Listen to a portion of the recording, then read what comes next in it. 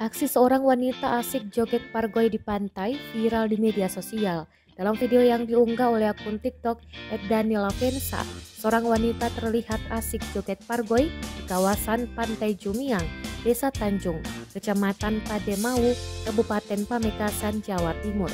Wanita itu joget pargoy yang tengah viral di TikTok. Dia sengaja turun dari tebing pantai dan melakukan aksinya itu di pantai yang banyak batu karang.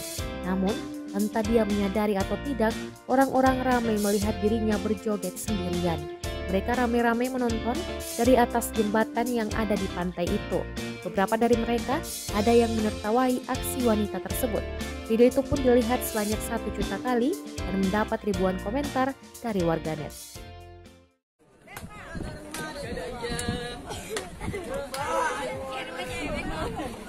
Yo, halo.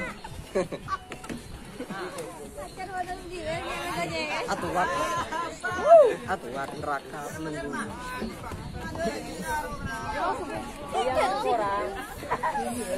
Orang goyang.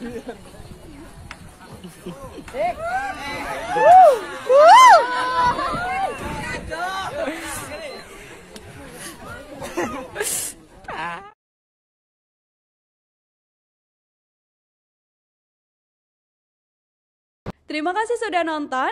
Jangan lupa like, subscribe, dan share ya.